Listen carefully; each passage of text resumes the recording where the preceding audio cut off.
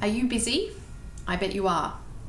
Most of us are busy in today's hectic world. So what I would like to do today is give you some tips to help you stay active and healthy while still being busy in today's hectic world.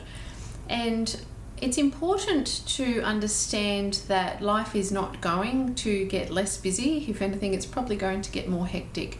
So understanding that your health and fitness is not just something that you do when you have time or when life has slowed down, or waiting until that time, because it's never going to happen. And understanding instead that we need to think about our health and fitness in a way that integrates into our current lifestyle and also is something that we can sustain long term. Okay, so let's go through that. Now, the three things I want to talk to you about today are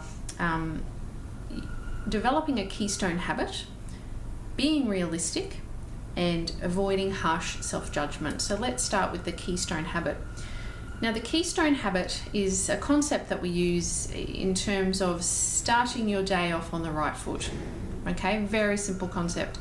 But basically the idea behind that is when you do your keystone habit for the day, and it might be something as simple as making your bed, or doing a quick workout on the living room floor, or having a good nutritious breakfast, or even drinking a very large glass of water. When you do that keystone habit, you're more likely to continue your good habits throughout the rest of the day. So it has that flow-on effect or that momentum, okay? So your keystone habit is something that by doing it, you're more likely to have a better day in terms of your nutrition and also in terms of your movement and your incidental activities, okay? So that's your first one.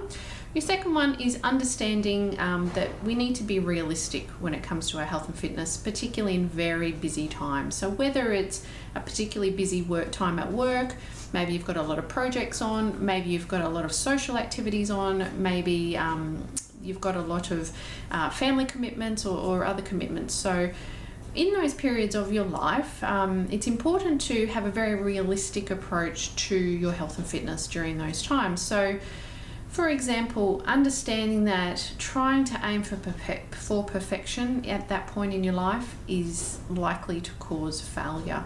So instead, think about how you can achieve your health and fitness goals aiming for good as opposed to perfection. Okay, so that might mean choosing the best food options that you have available at the time as opposed to aiming for perfection. It might be moving incidentally throughout the day. Okay, if you're unable to find the time to exercise, then making sure that you do stay active during the day. That's going to improve your activity levels. Drinking your water. So look, I don't care how busy it is, we can all find time to drink water, okay? There's that 10 seconds of the day where we have a glass of water, we can all find time to do that. So prioritising that. Getting to bed as soon as possible at night, so prioritising your sleep, okay? So when you can't do everything as perfectly as you would like to in terms of your health and fitness when you're in those busy times, focus on the stuff that you can do and do that well as opposed to aiming for perfection. And then the final concept is avoiding harsh self-judgment. So when we are in those busy times, it can be easy to conceptualize ourselves as falling off the wagon or failing, okay? And that's a very negative cycle to get into. So rather than putting a lot of that harsh self-judgment onto yourself, reconceptualize it and just understand that, yes, this is not the ideal time for you. However, perhaps there are ways that you can improve for the future, or perhaps there's ways that you can avoid getting into these types of overwhelming situations in the future.